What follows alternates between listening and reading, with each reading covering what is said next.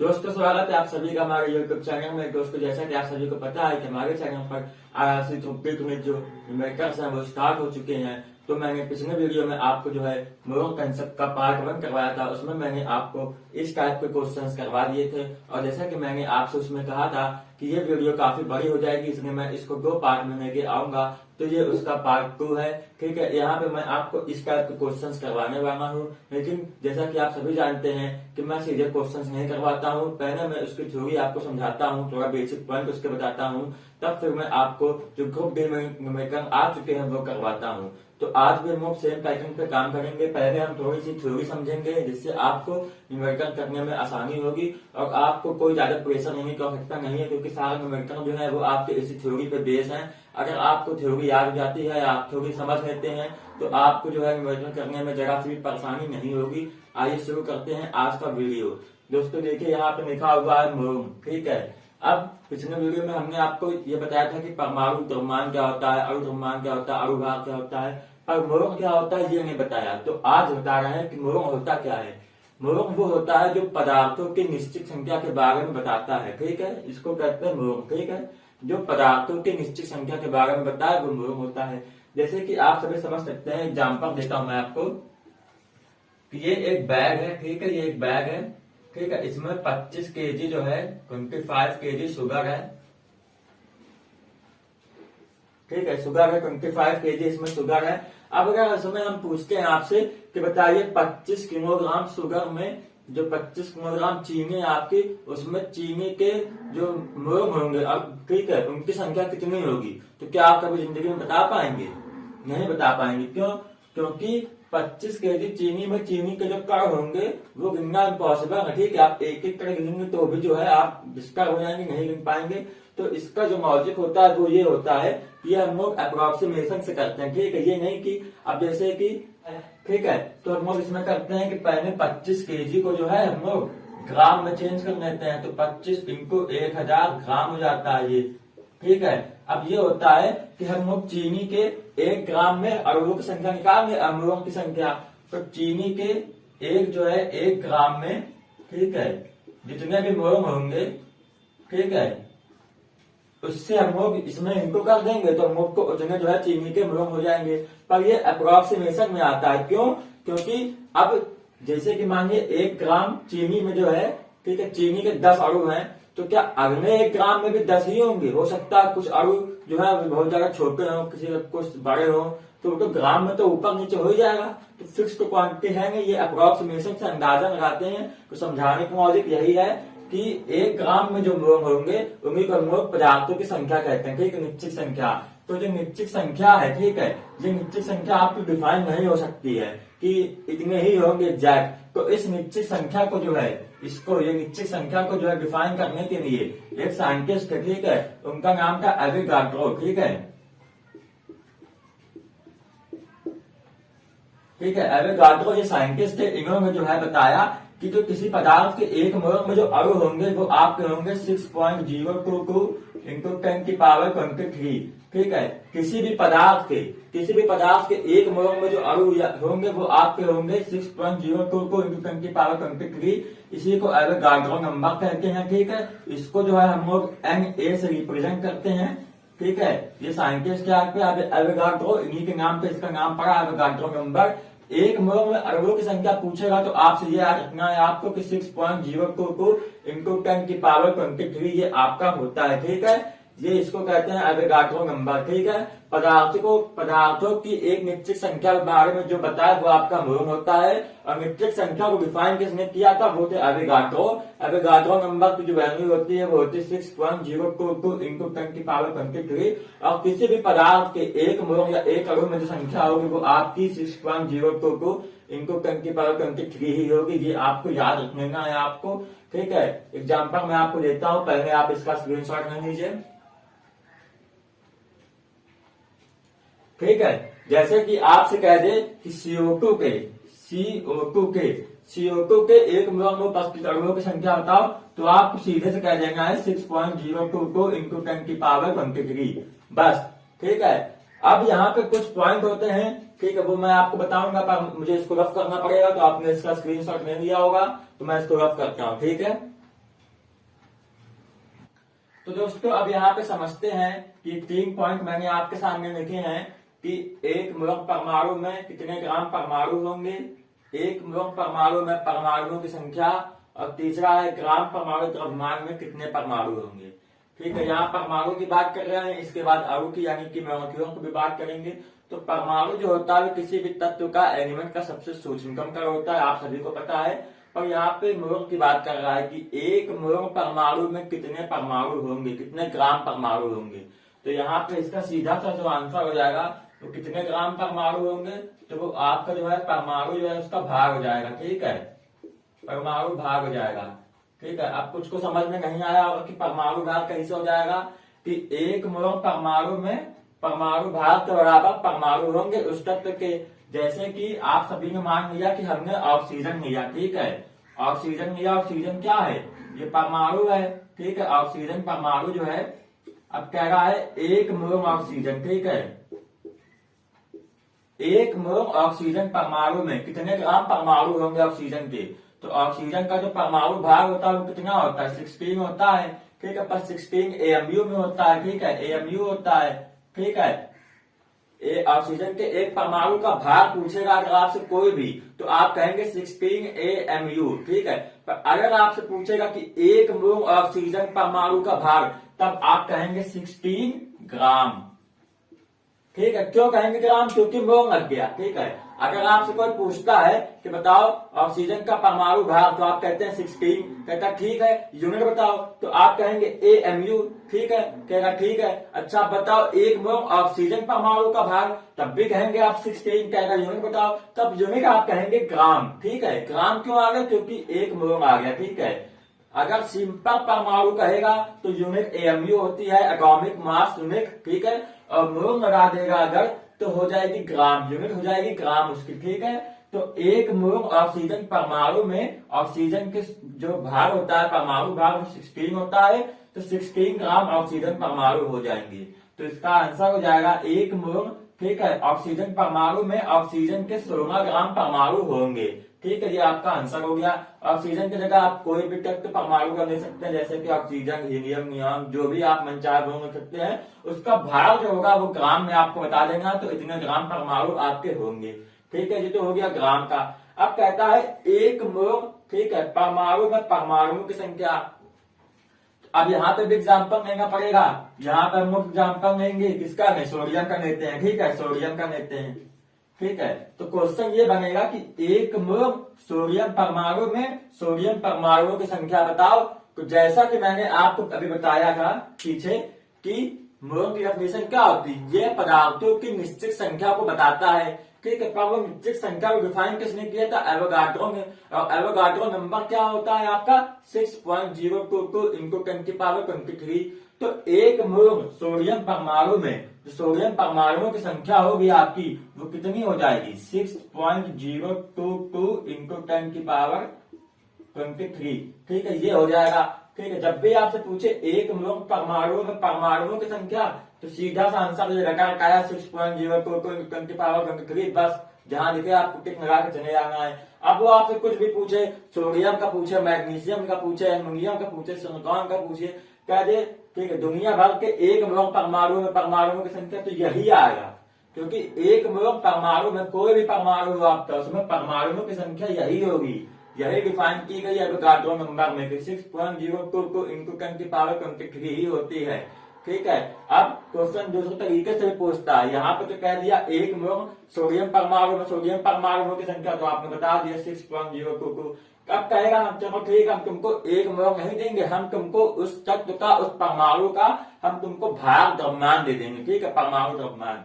तो यहाँ पे हो जाएगा ग्राम परमाणु द्रव्यमान। अब आपसे क्वेश्चन में पूछेगा ग्राम परमाणु द्रव्यमान में कितने परमाणु होंगे। ठीक है, ग्राम परमाणु द्रव्यमान में कितने परमाणु होंगे। क्वेश्चन देखिए कैसे आएगा, कह देगा 44 ग्राम CO2। ये तो CO2 आपका मॉलिक्यूल हो गया। ठीक है, पर CO2 नहीं लेते हैं यहाँ पे, हम इसको हटा देते हैं। ठीक है,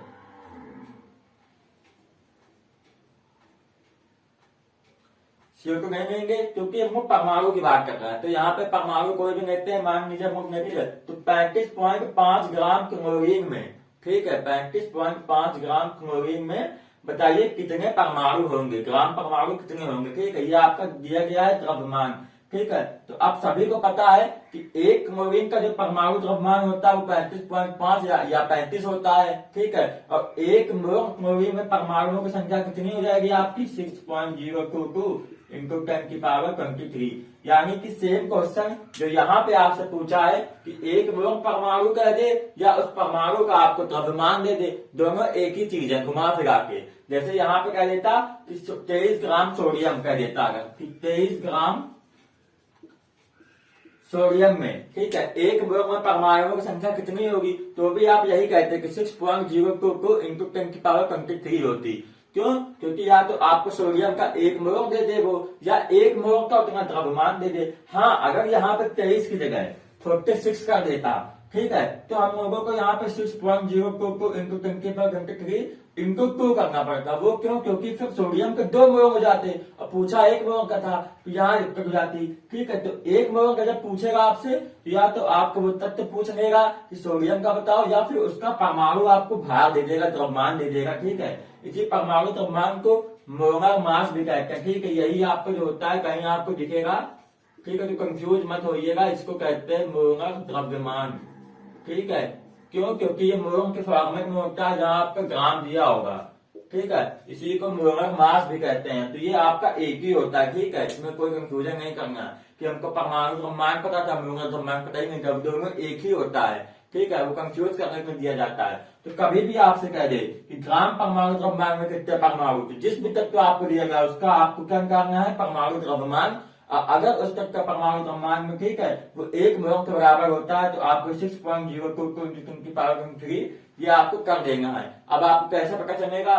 ठीक है, जैसे आपसे कह दिया गया कि हीलियम का 4 होता है परमाणु द्रव्यमान। ठीक है, तो कह दिया गया हीलियम के 4 ग्राम परमाणु में हीलियम के कितने परमाणु होंगे। अब आपको यही नहीं पता है कि हीलियम का परमाणु द्रव्यमान 4 होता है, 4 हो गया, यानी कि हीलियम का एक ही मोल होगा, तो आप ये निकाल ही नहीं पाएंगे। तो सबसे पहले तो आपको परमाणु द्रव्यमान भी आना चाहिए। ठीक है, अगर आपसे कह देगा कि 35 ग्राम क्लोरीन है, तो आपको यही नहीं पता कि 35 ग्राम क्लोरीन का मतलब क्लोरीन का एक परमाणु हो गया, एक परमाणु हो गया तो मतलब 1 मोल हो गया, और 1 मोल का मतलब क्या हो गया, 6.022 इंटू 10⁻23 हो गया। ये कंसेप्ट का परमाणु का, इसका स्क्रीनशॉट लीजिए। नेक्स्ट कंसेप्ट में अणु की बात करते हैं। तो दोस्तों अभी अपने परमाणु का समझा, अब अणुओं की बात करते हैं। ठीक है, 2 ही टॉपिक होते हैं आपके दो कंसेप्ट में जिसपे क्वेश्चन बनते हैं, एक होता है परमाणु पे, एक होता है अणु पे। तो जब कभी भी अणु की बात आएगी तो अणु जो होता है वो किसका सूत्रंकर होता है, तो आप सभी कहेंगे यौगिक का। ठीक है, यौगिक का जो है, यौगिक का सूत्रंकर होता है अणु। ठीक है, तो आपसे कह रहा है 1 मोल अणु में कितने जो है ग्राम अणु होंगे। तो जब भी आपसे ये कहे कि 1 मोल अणु में, ठीक है, कितने ग्राम अणु होंगे, तो आपको सिंपल से जो है उसका आणविक द्रव्यमान निकाल देना है। ठीक है, आणविक द्रव्यमान जो है आपको उसका निकाल देना है। आणविक द्रव्यमान का मतलब हो गया एटॉमिक मास। ठीक है, मोलिक्यूलर मास। ठीक है, मोलिक्यूलर मास उसका निकाल देना है, उतने ही ग्राम आपके अणु हो जाएंगे। ठीक है, 1 मोल अणु में कितने ग्राम अणु होंगे, तो उसका जो है मोलिक्यूलर मास आपको निकाल देना होगा, उतने ग्राम आपके अणु हो जाएंगे। जैसा परमाणु में परमाणु द्रव्यमान, तो अणु में आणविक द्रव्यमान। सेम कॉन्सेप्ट यहाँ पे कहेगा 1 मोल अणु में अणुओं की संख्या बताओ। देखिए अणु और परमाणु में क्या डिफरेंस होता है कि जैसे अगर सोडियम लिखा है Na, ठीक है, तो Na परमाणु है। ठीक है, पर अगर Na2 लिखा है, ठीक है, समझिएगा Na लिखा है ये, तो ये Na क्या हो गया आपका, ये परमाणु हो गया। क्यों? क्योंकि Na एक मोल में सिर्फ तो परमाणु हो गया, और अगर इसको Na2 कर दे हम, तो ये अणु बन गया।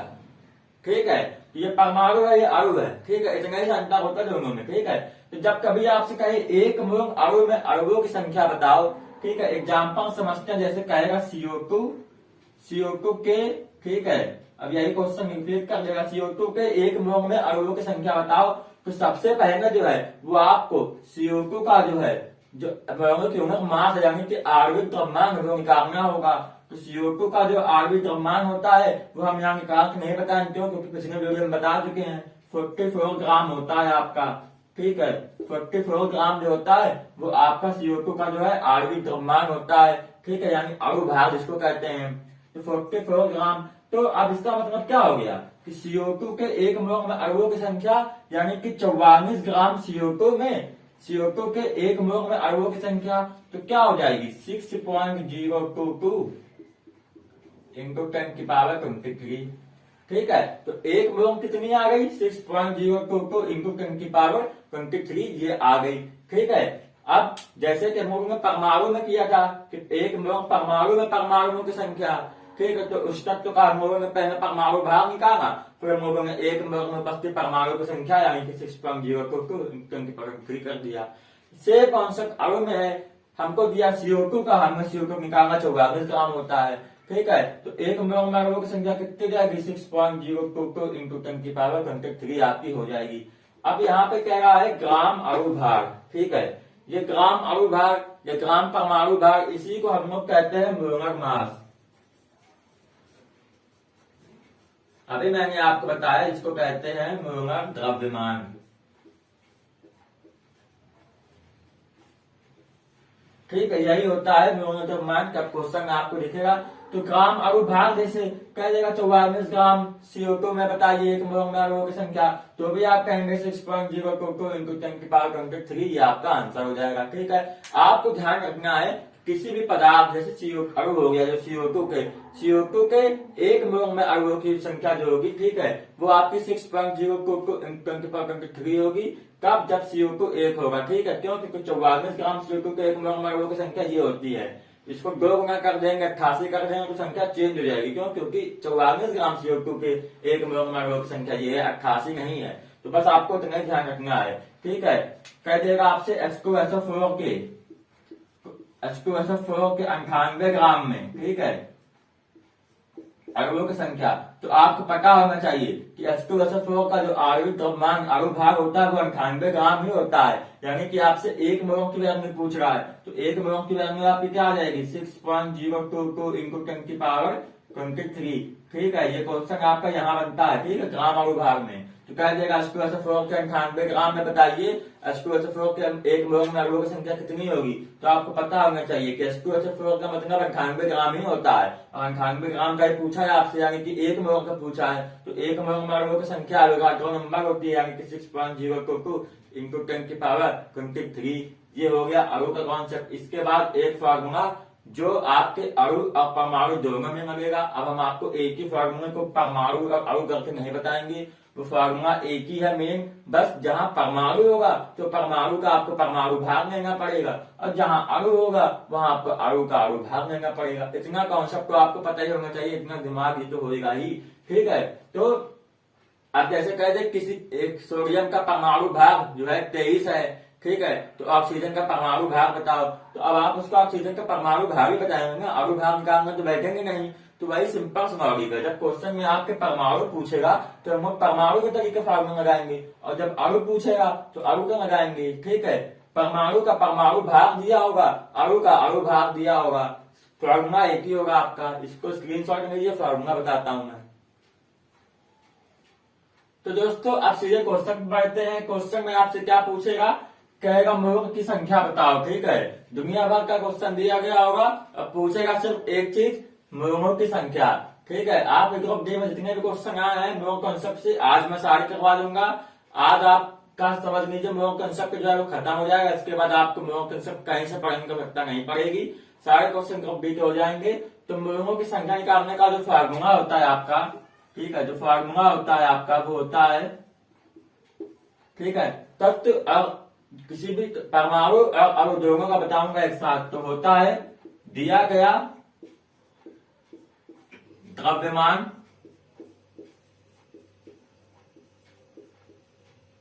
ठीक है। आपको जो है कोई भी तत्व यानी कि किसी भी परमाणु या किसी भी यौगिक का अणु जो होगा उसका द्रव्यमान दिया गया होगा, तो आपको वो द्रव्यमान लिख देना है, दिया गया द्रव्यमान बटे, ठीक है, परमाणु बटे यौगिक यानी कि अणु का भार, ठीक है, उसका भार लिख देगा है आपको, ठीक है। तो ये फार्मूला हो गया आपका फॉर्मूला क्या हो गया कि दिया गया द्रव्यमान, जैसे कि आपको दिया गया होगा CO2 का द्रव्यमान, ठीक है 88 ग्राम, वो आपको दिया गया होगा और आपको डिवाइड करना होगा CO2 के 1 मोल के भार से, यानी कि 44 ग्राम से, तो 2 मोल उसमें आंसर आ जाएगा आपका, ठीक है। तो जब भी आपसे मोलों की संख्या ज्ञात करो तो फॉर्मूला क्या हो जाएगा, दिया गया द्रव्यमान बटे परमाणु या अणु का अणु भार। अगर परमाणु का आएगा तो परमाणु का भार यानी कि परमाणु भार, और अणु का आएगा तो अणु का भार यानी कि अणु भार, ठीक है। और ऊपर उसका दिया गया द्रव्यमान जो गिवन होगा, ठीक है। ये हो गया। आप सीधे क्वेश्चन करते हैं, क्वेश्चन आपको यहाँ लिखेंगे, ठीक है। तो क्वेश्चन देखिए क्या रहा है, यह देखते हुए कि ऑक्सीजन के 1 मोल परमाणु का वजन 16 ग्राम है, ओजोन का परमाणु भार क्या है। RRB ग्रुप डी 5/11/2018 शिफ्ट 1, ये क्वेश्चन आया। देखिए इसमें कह रहा है, यह देखते हुए कि ऑक्सीजन के 1 मोल परमाणु का वजन 16 ग्राम है, ठीक है। तो यहाँ पे आपको 1 मोल ऑक्सीजन का, ठीक है, परमाणु का वजन दिया गया है। क्या दिया गया है, ऑक्सीजन का जो वजन है वो आपका 16 ग्राम, ठीक है, 1 मोल, ठीक है, ऑक्सीजन परमाणु का। अब ओजोन का पूछा है, ये क्वेश्चन वह लोग नहीं कर पाएंगे जिनको यह नहीं पता होगा कि ओजोन का फार्मूला क्या होता है। तो ओजोन का फार्मूला होता है O3, ठीक है, यानी कि उसमें 3 ऑक्सीजन होते हैं। एक ऑक्सीजन का 16 है, ठीक है, अब 3 का पूछा है ओजोन का, 3 कितना हो जाएगा 48 ग्राम, 48 ग्राम हो जाएगा। ऑप्शन आपका जो है हो जाएगा बी, 48 ग्राम हो जाएगा आपका, ग्राम पर मोल, ठीक है, ये आपका आंसर हो जाएगा। एक का दिया है 16, ओजोन O3 का पूछा है, तो 16 × 3 यानी कि 48, ये आपका आंसर हो गया। देखते हैं नेक्स्ट क्वेश्चन। देखिए कह रहा है, ऑक्सीजन के एक अणु का द्रव्यमान है। RRB AMP and technician 20/8/18 shift जो है आपके थर्ड है। अब ये क्वेश्चन थोड़ा सा ट्रिकी है, ठीक है, इसमें आपको दिमाग लगाना पड़ेगा। कह रहा ऑक्सीजन के एक अणु कह दिया है, परमाणु नहीं कहा। परमाणु कहता है तो सिंपल से हम लोग O लेते, ठीक है, सिर्फ O माने ऑक्सीजन हो गया। पर यहाँ पे अणु कहा है, अणु कब होगा, जब O2 होगा, ठीक है। ऑक्सीजन का ये एक अणु हो गया, ठीक है। अब कह रहा है ऑक्सीजन अणु है ये, ठीक है, इसके एक अणु का द्रव्यमान कितना है, ठीक है। तो हम लोग सिंपल निकालेंगे कि ऑक्सीजन के जो है 1 मोल में कितने अणु होते हैं, ठीक है। 1 मोल में अणुओं की संख्या,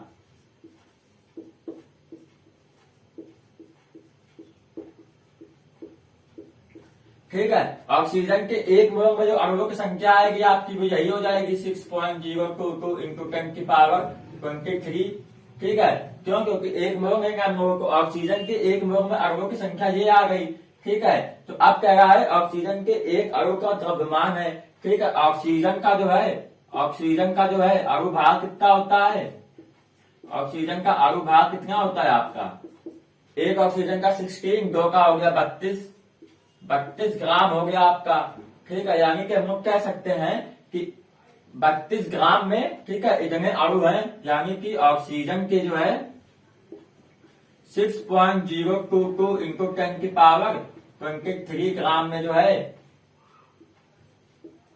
32 ग्राम जो है आपके जो है ऑक्सीजन है, ठीक है, इतने अणु में। ये ग्राम लगा दिया मैंने, इसको हटा दीजिए। इतने अणु में जो है, ठीक है, समझिएगा, हमें पता कंफ्यूजन हो गई होगी, समझिएगा। सबसे पहले ये देखिए, ऑक्सीजन के 1 मोल में अणुओं की संख्या, तो 1 मोल में अणुओं की संख्या तो वही हो जाती है आपकी 6.022 × 10⁻23, ठीक है। और ऑक्सीजन का जो अणु भार होता है वो यानी कि O2 है, तो O2 का अणु भार 32 ग्राम हो जाएगा, यानी कि 32 ग्राम ऑक्सीजन में मोल कितने हो जाएंगे आपके 6.022 × 10⁻23, ठीक है। इसको ऐसे लिख सकते हैं कि 6.022 × 10⁻23 अणु में, ठीक है, अणु में या मोल में 32 ग्राम ऑक्सीजन है, ठीक है। तो आपसे कह रहा है एक अणु में, ये इतने अणु में 32 ग्राम ऑक्सीजन है, एक अणु का पूछा है, तो एक अणु में कितने हो जाएंगे, एक अणु में कितने हो जाएंगे 32 बटे जो है आपका 6.022 होता है आपका ये × 10⁻23। ऑप्शन देखिए आप इसमें, ठीक, ऑप्शन देखिए इसमें एक चीज देखिए ऑप्शन में कि सभी में -23 है, तो ये माइनस तो ऊपर आ जाएगा, ये बचा आपका 32 बटे 6.022 × 10⁻⁻23, ठीक है। अब ये देखिए यहाँ पे कि ये 6.02 जो है ऊपर 32 है, तो इसको हम 6 मान लेते हैं, इसको 30 मान लेते हैं अप्रॉक्स में, क्योंकि सभी ऑप्शन जहां मैं देख सकता हूँ उसमें 2.3, 3.3, 4.3 और 5.3 है, यानी कि ये इसका 5 गुना है, 6 पंचे 30, तो 5 पॉइंट कुछ करके इंटू 10 की पावर -23 आपका आंसर होगा। और वो आपका ऑप्शन डी है, सिर्फ एक ही ऑप्शन में 5 के आगे आंसर है, यानी कि 5 पॉइंट समथिंग में, तो 5.3 आपका आंसर हो जाएगा। इसको फिर से समझते हैं एक बार।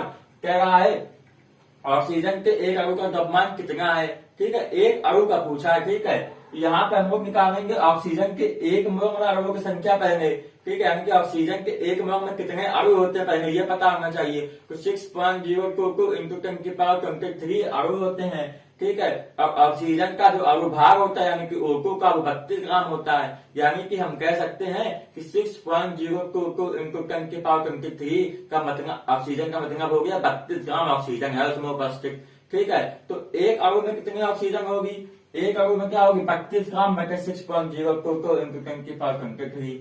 जब डिवाइड करेंगे तो 5.3 इंटू 10 की पावर -23 आपका आंसर आ जाएगा, ऑप्शन डी हो गया। देखते हैं नेक्स्ट क्वेश्चन है। नेक्स्ट क्वेश्चन देखिए, कह रहा है SO2 के 0.6 अणु में सल्फर के कितने परमाणु मौजूद हैं, ठीक है। SO2 के 0.6 अणु में सल्फर के कितने परमाणु मौजूद हैं, ठीक है। तो यहाँ पे पहले हम लोग लिखेंगे SO2 के, ठीक है, कितने परमाणु मौजूद हैं, ठीक है, अणु होगा वैसे SO2 के एक, ठीक है, अणु में संख्या, अणु की संख्या, अणु में मोलमों की संख्या, ठीक है, अणु में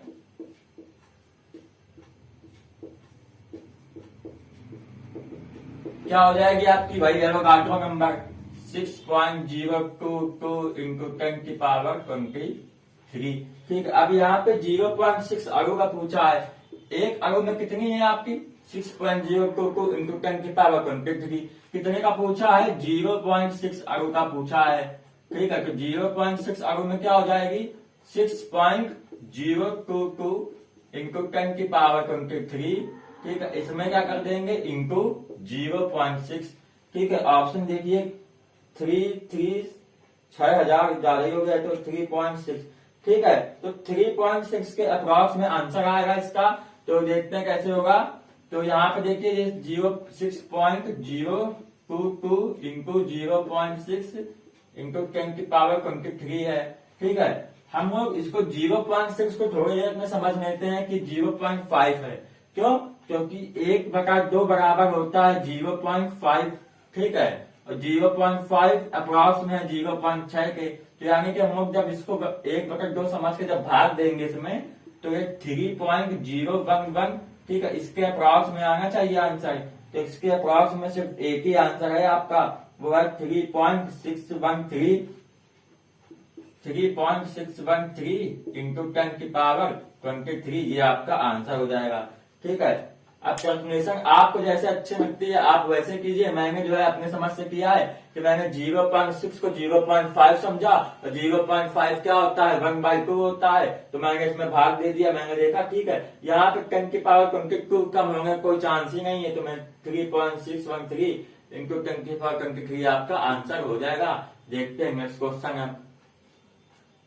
नेक्स्ट क्वेश्चन बताने से पहले मैं आपसे कहना चाहूंगा कि अगर आप चैनल पर नए हैं तो सब्सक्राइब कर लीजिए, और अभी तक आपने वीडियो को लाइक नहीं किया तो कर दीजिए, क्योंकि हमारे चैनल पे आर्थिक अपडेट में जितना भी कंटेंट है साइंस का वो सब आपको यहीं पे मिलेगा, ठीक है। और आप कमेंट नहीं करते हैं, वरना मैं मैथ की भी आपको जो क्लासेस स्टार्ट करने वाला था, RPF असाई का 2018 में पेपर हुआ था NSCI के पैटर्न पे, मैं उसके आपको क्वेश्चन करवाने वाला था, पर किसी ने रिस्पॉन्स नहीं किया तो मैं नहीं करवाया।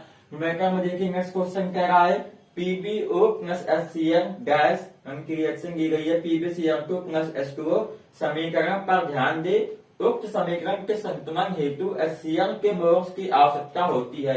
HCl के कितने मोल्स की आवश्यकता होती है, ठीक है। सबसे पहले रिएक्शन दी गई है PbO प्लस का HCl गिव्स बैक क्या है PbCl2 प्लस का H2O, यही दिया गया है। ठीक है। अब इसमें कह रहा है HCl के जो है कितने मोल्स मौजूद हैं, ठीक है। ऑप्शन दिए गए हैं आपको 2, 4, 1, 3, ठीक है। अब इसमें आपको देखिए समीकरण पर ध्यान देना पड़ेगा। अब यहाँ पे ये जो आ गया आपका वैलेंसी से रिलेटेड जो है आपका जो है क्वेश्चन आ गया। वैलेंसी मतलब ऑक्सीजन बैलेंसिंग का, ठीक है, ठीक है।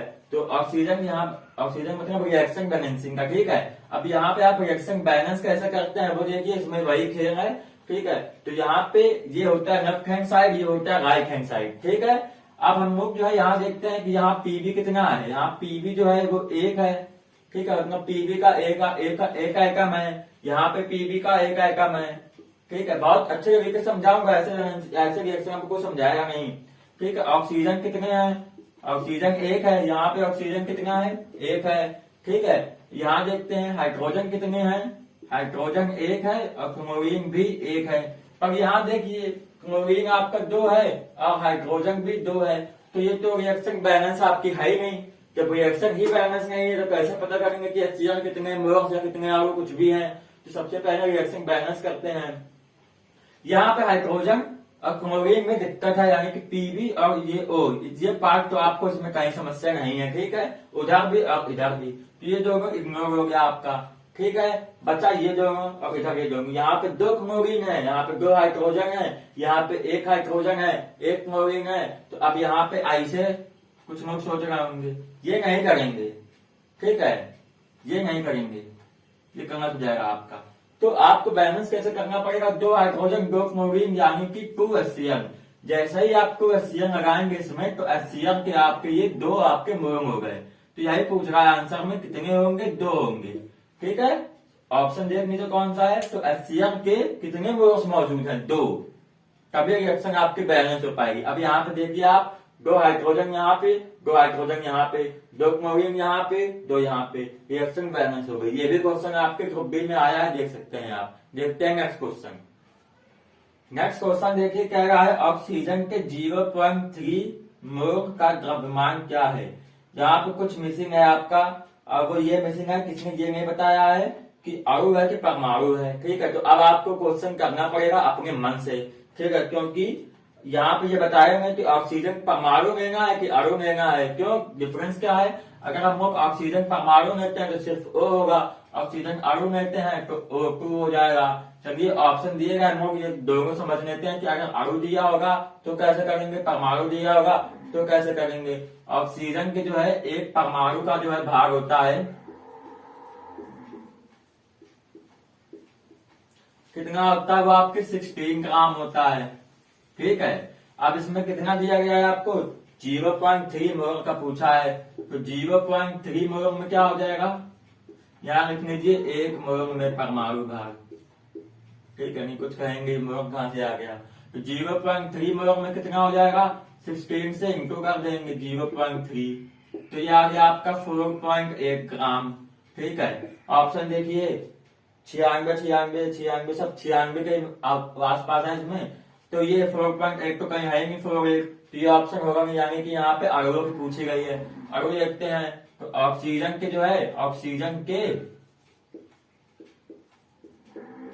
1 मोल में, ठीक है, अणु भाग निकालेंगे। यहाँ पे अणु भाग कितना हो जाएगा, तो 16 दूनी 32 हो जाएगा, यानी कि 32 आपका ग्राम आ गया जी, ठीक है, 32 ग्राम आ गया, ठीक है। अब 0.3 मोल में कह रहा है, तो 0.3 में क्या हो जाएगा आपका 32 से जो है इसमें 0.3 करेंगे, ठीक है। 32 और 3/10, 96/10, 9.6 ग्राम, ये आपका आंसर आ गया। ऑप्शन देखिए कौन सा है, 9.6 ऑप्शन बी में है। ऑप्शन बी आपका आंसर हो जाएगा। सिंपल से क्वेश्चन था, कुछ नहीं करना था, बस यहाँ पे थोड़ी मिस्टेक दी गई थी कि आपको परमाणु या अणु क्या है ये नहीं बताया। अगर आपको ये बताता तो आपको दोनों नहीं करने पड़ते, पर आपको प्रैक्टिस करना है इसलिए, लेकिन आपके लिए तो अच्छा ही है कि आपको दोनों समझ में आ गए। जब परमाणु कहेगा हम लोगों का, तो एक परमाणु का ऑक्सीजन का भाग होता है 16 ग्राम, 0.3 का पूछा, इनको कर देंगे 4.8 ग्राम आ जाएगा। जब ऑक्सीजन अणु की बात करेगा तो यानी कि O2 हो जाएगा, O2 में 2 ऑक्सीजन हो जाएंगे, 25 ग्राम हो जाएगी ऑक्सीजन। 0.3 को पूछा, 25 इंटू 0.3, 3/10, 96/10, यानी कि 9.6 ग्राम आपका आंसर हो जाएगा। ऑप्शन बी हो जाएगा। देखते हैं नेक्स्ट क्वेश्चन।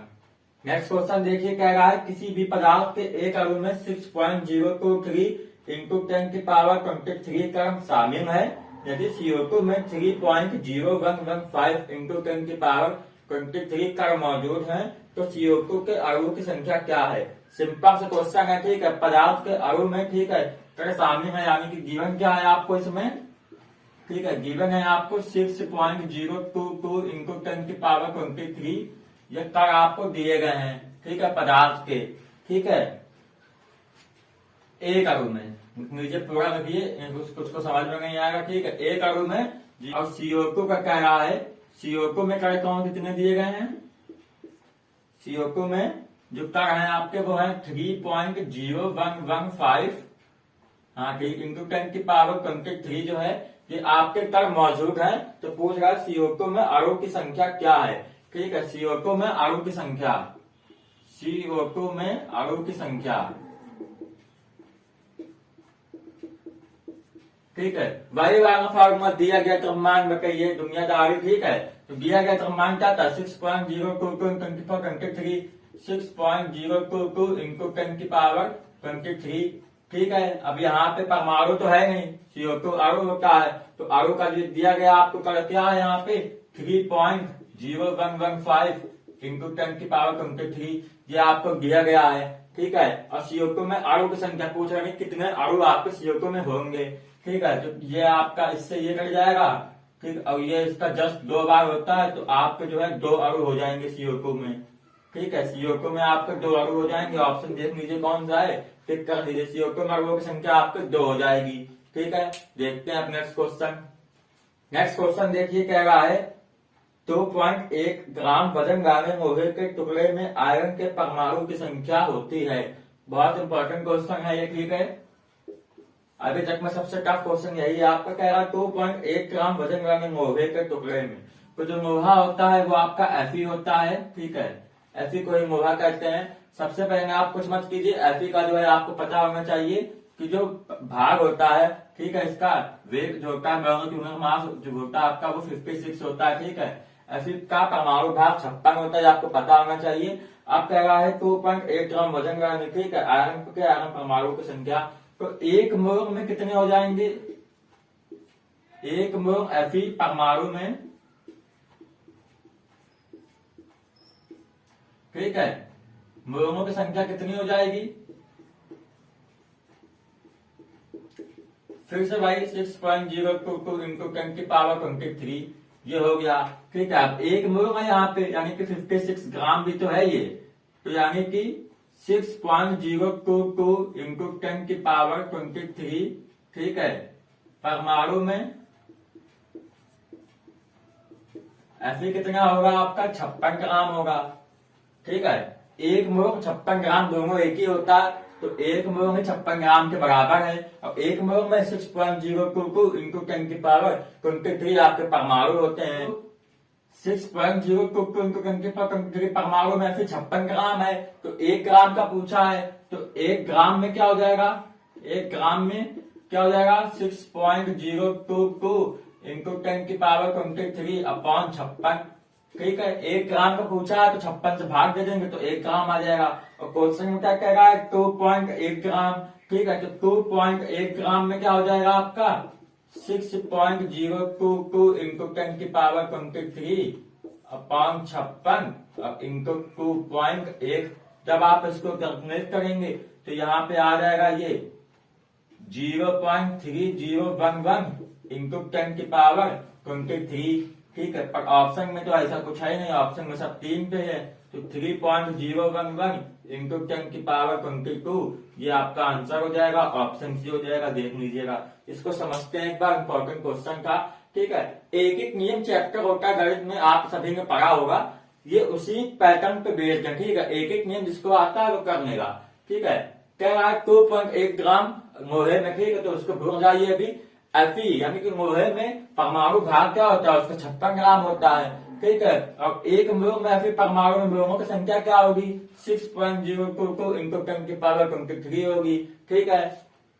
तो अब एक मोल ही तो Fe के 56 ग्राम के बराबर होगा, ठीक है। तो 6.022 इंटू 10⁻23 परमाणु में जो है 56 ग्राम Fe होगा, तो 1 ग्राम 1 ग्राम एफी में कितने मोल होंगे, तो 1 ग्राम एफी में 6.022 इंटू 10⁻23 अपॉन 56 से डिवाइड। क्वेश्चन में क्या पूछा, 2.8 ग्राम, 2.8 ग्राम में है तो 6.022 इंटू 10⁻23 अपॉन 56 इंटू 2.8।